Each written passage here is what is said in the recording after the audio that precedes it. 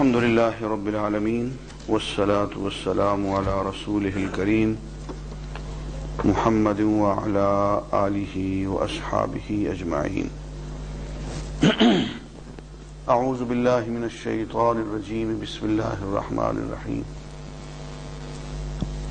وعد الله الذين آمنوا منكم وعملوا الصالحات ليستخلفنهم في الأرض كما استخلف الذين من قبلهم وليمكنن لهم دينهم الذي ارتضى لهم وليبدلنهم من بعد خوفهم امنا. صدق اللہ العظیم. عزیزان گرامی، السلام علیکم ورحمۃ اللہ وبرکاتہ. سورہ النور کی آیت ہے. اس کا ترجمہ یہ ہے کہ اللہ نے وعدہ فرمایا ہے ان لوگوں سے جو ایمان لے آئیں اور اعمال صالحہ کریں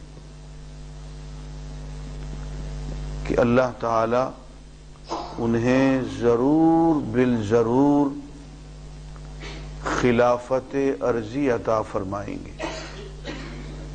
زمین میں حکومت، غلبہ، خلافت عطا فرمائیں.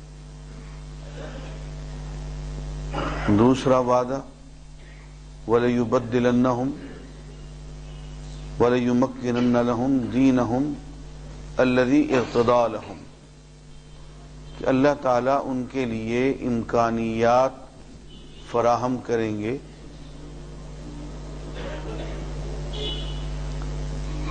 اس دین کے لیے، اس دین کو نافذ کرنے کے لیے جس دین کو اللہ نے پسند فرمایا.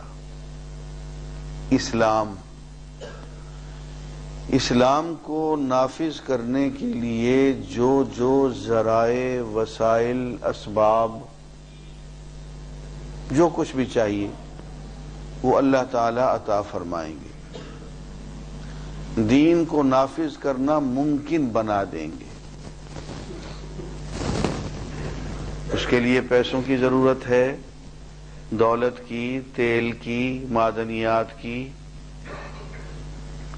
اچھے انسانوں کی، تعلیم کی، جو ضروریات ہیں، امکانیات ہیں، اللہ تعالیٰ وہ فراہم کر دیں گے. دولت کی ریل پیل ہو جائے گی.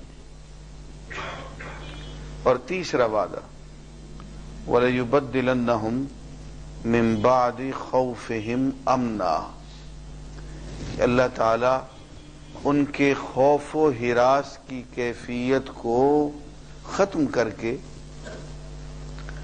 امن اور عافیت کی کیفیت عطا فرما دیں گے.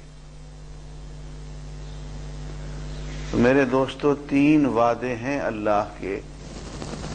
پہلا خلافت و حکومت، دوسرا اسباب، ذرائع، وسائل، دولت کی ریل پیل، تیسرا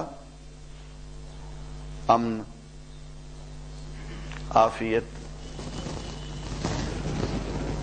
اور کبھی آپ غور کریں کہ اگر یہ تینوں چیزیں انسان کو مل جائیں تو یہی دنیا اس کے لیے جنت بن جاتی ہے. اور دنیا میں جتنی نعمتیں ہیں اگر آپ غور کریں تو انہی 3 نعمتوں کے ذیل میں آ جاتی ہیں. غلبہ اقتدار ہو، اور پھر تمام ذرائع و وسائل موجود ہوں، اور پھر آدمی ذہنی طور پہ مطمئن بھی ہو کہ یہ حکومت، یہ دولت کوئی الٹا ہاتھ مار کے مجھ سے چھین کے نہیں لے جائے گا، کسی سے خطرہ بھی نہ ہو. یہ 3 وعدے ہیں اللہ کے. لیکن ان وعدوں کے لیے شرطیں 2 ہیں. پہلی شرط ایمان، اور دوسری شرط عمل صالح. ایمان کچا نہیں، پکا ایمان. اور ایمان پیدائشی نہیں، خود کمایا ہوا ایمان. کہ جو پیدائشی ایمان ہوتا ہے وہ ماں باپ کا ہوتا ہے، وہ باپ دادا کا ہوتا ہے، وہ اپنا نہیں ہوتا. تو فرمایا کہ ایمان ایسا ہو جس میں تمہاری اپنی چنتا ہو، اپنا فکر ہو، اپنی ذہنی فکری کاوش ہو، اپنی کانشیس ایفرٹ ہو. آپ نے خود قرآن مجید پڑھا ہو، اور ایمان کس پہ ہو؟ قرآن پہ ہو. اس لیے کہ اصل پیغام تو قرآن مجید ہے. بھائی اللہ کا رسول تو پیغام بر ہوتا ہے. پیغام کیا ہوتا ہے؟ یہ قرآن مجید ہے. اور مومن مسلم کون ہوتا ہے؟ جو اس پیغام کو وصول کر لے، قبول کر لے. تو ایمان اس پیغام پہ لانا ہے. یہ لفافہ کھولنا ہے، یہ پیکٹ، اور اس میں جو کچھ لکھا ہوا ہے اس پہ ایمان لانا ہے. اور اگر اس لفافے کو کھولنے کی ہی نوبت نہیں آئی، کبھی اس کو پڑھنے کی، سمجھنے کی ہی تکلیف گوارا نہیں ہوئی، تو پھر وہ پیدائشی مسلمان،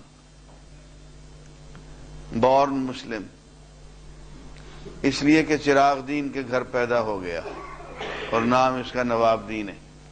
بس دین دیال کے گھر پیدا ہوتا تو رام لال ہوتا، تیجا سنگھ کے گھر پیدا ہوتا تو سکھ ہوتا. ایمان کسی کے گھر پیدا ہو لینے کا نام نہیں ہے. ایمان اپنے آپ کو مسلمان کہہ دینے کا نام نہیں ہے. یہ تو بہت سوچنے سمجھنے کا معاملہ ہے کہ میں اپنے آپ کو، اپنی پوری زندگی کو، اپنے مستقبل کو اس کے حوالے کر دوں.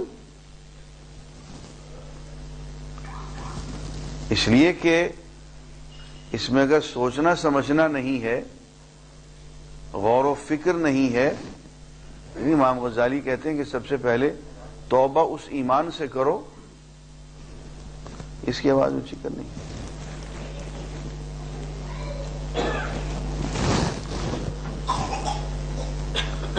سب سے پہلے اس ایمان سے توبہ کرو جو تمہیں والدین سے ملا ہے. وہ تمہارے والدین کا ایمان ہے، تمہارا نہیں ہے. یہ ایمان جو ہے یہ بہت پرائیویٹ، بہت پرسنل چیز ہے.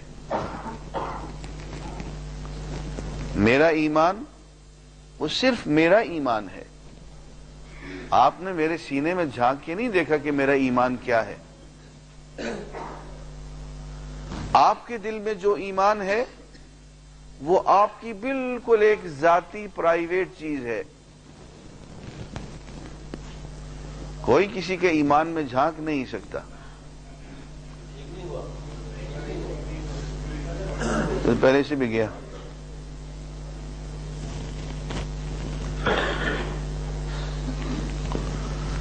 تو عزیزان گرامی، پہلی بات یہ کہ ایمان لانا ہے، اور ایمان کس پہ لانا ہے؟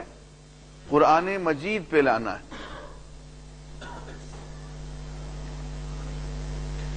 یہ فرمایا کہ اذا تلیت علیہم آیاتہ زادتہم ایمانا، کہ جب اللہ کی آیات ان لوگوں کے سامنے تلاوت کی جائے. آواز صاف نہیں آ رہی، پھٹ رہی ہے آواز، ذرا دیکھیں آپ.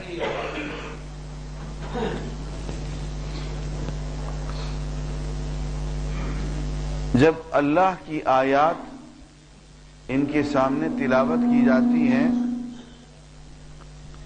تو وہ ان کے ایمان کو بڑھاتی چلی جاتی ہیں. عزیزان گرامی، جیسے آپ کھانا کھاتے ہیں نا، پہلے ایک لقمہ لیتے ہیں، پھر دوسرا، پھر تیسرا، پھر چوتھا، اور جب آپ 100-150 لقمے لے چکے ہوتے ہیں تو آپ کہتے ہیں کہ غذا ہو گئی پوری، بھائی پیٹ بھر گیا۔ ایسے ہی یہ ایک ایک آیت جو ہے یہ ایک ایک لقمہ ہے۔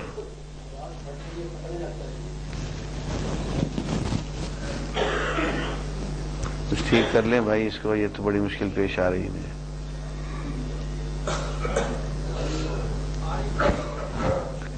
یہ ایک ایک آیت جو ہے یوں سمجھ لیں یہ ایک ایک لقمہ ہے۔ ہر آیت اپنی جگہ پہ آپ کے لیے ایمان کا ایک ضروری جز ہے۔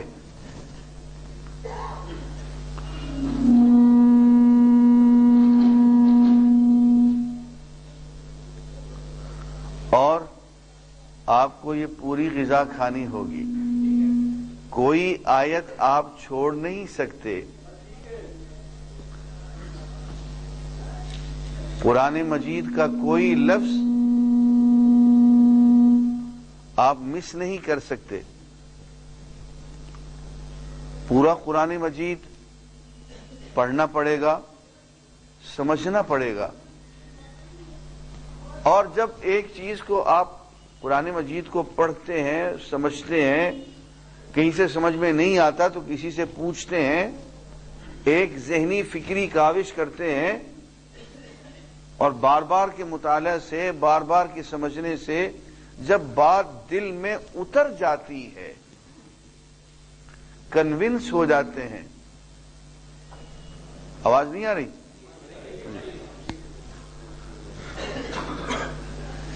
جب آپ قائل ہو جاتے ہیں، کنونس ہو جاتے ہیں، دل گواہی دینے لگتا ہے کہ ہاں یہی حق ہے، تو اب دل میں ایمان آیا۔ اس سے پہلے صرف یہ ایک دعویٰ تھا جس کی کوئی حقیقت نہیں۔ تو فرماتے ہیں کہ پہلے تو ایمان لے آؤ۔ ایمان کس پہ لانا ہے؟ قرآن مجید پہ، اللہ کی ذات پہ، حضور کی نبوت پہ، آخرت پہ۔ ایمان سیکھنا کہاں سے ہے؟ قرآن مجید سے اور حضور کی سیرت سے۔ اور دوسری شرط جو بتائی، وَيَعْمِلُ الصَّالِحَاتِ، صرف ایمان کا دعویٰ کافی نہیں ہے، اس ایمان کے مطابق عمل بھی درکار ہے۔ نیک اعمال کریں، اور اعمال صالح وہ کہاں سے سیکھیں گے؟ وہ حضور کی سیرت سے سیکھیں گے۔ ایمان قرآن مجید سے اور عمل صالح حضور کی سیرت سے۔ فرمایا کہ حضور کی سیرت کا بھی مطالعہ کرنا ہو، تو یہ دو چیزیں جب حاصل ہو جائیں گی، ایمان اور عمل صالح، جیسے کہ صحابہ کو حاصل ہوئی، تو پھر اللہ کا وعدہ، بلکہ تینوں وعدے پورے ہونے لگیں گے۔ پہلا خلافت، دوسرا دولت کی ریل پیل، تیسرا امن و عافیت۔ عزیزان گرامی، ہم نے کہا پاکستان کا مطلب کیا؟ لا الہ الا اللہ۔ تو وہ تو وعدہ پورا کرنے میں بہت جلدی کرتا ہے، اس نے تو یہ بھی نہ دیکھا کہ یہ لا الہ الا اللہ دل سے بھی کہہ رہے ہیں کہ نہیں، اس نے تو ہماری زبان پہ ہی بھروسہ کر لیا۔ اس نے تو یہ بھی نہیں دیکھا، حالانکہ اس کے علم میں تھا، کہ آج یہ پاکستان کا مطلب کیا، لا الہ الا اللہ کہہ رہے ہیں، اور یہ 10 سال کے بعد کیا کریں گے، یہ 5 سال کے بعد کیا کریں گے، یہ 15-20 سال کے بعد اس لا الہ الا اللہ کے ساتھ کیا کریں گے۔ اس کے علم میں تھا، اس نے پھر بھی نہیں دیکھا، ادھر دھیان ہی نہیں دیا ہمارے مستقبل کی طرف۔ اس نے ہماری زبانوں پہ، ہماری لجاجت پہ اور ہماری بھرائی ہوئی آوازوں پہ اس نے ہمیں پورا پاکستان دے دیا۔ اور دیکھو دوستو، ملک ملنا آسان نہیں ہوتا ہے. یہ دیکھ لیا نا آپ نے چیچنیا میں کیا ہوتا ہے، بوسنیا میں آپ نے دیکھ لیا کیا ہوتا ہے، کشمیر میں آپ دیکھ رہے ہیں کیا ہو رہا ہے. بستی بسنا کھیل نہیں ہے، بستے بستے بستی ہے. بہت جانیں، بہت قربانیاں، بہت عزتیں، ایک آگ اور خون کا طوفان ہوتا ہے جس میں سے گزرنا پڑتا ہے پوری قوم کو. پھر کہیں جا کے انہیں ایک خطہ ارضی ملتا ہے جداگانہ طور پہ، آزادانہ طور پہ زندگی گزارنے کے لیے. اور ہمیں اللہ نے آنن فانن عطا فرما دیا. کبھی اب تقابل کریں، اتنا سا ملک ہے بوسنیا، کتنی جانیں اس کو دینی پڑی. اتنا سا ملک ہے چیچنیا، کتنی اس کو قربانیاں کرنی پڑی. اس کے مقابلے میں پاکستان بننے تک، بننے کی بات نہیں کر رہا ہوں، پاکستان بننے تک ہم نے کوئی قربانی نہیں کی، اور بغیر قربانی کے ہمیں ملک حاصل ہو گیا.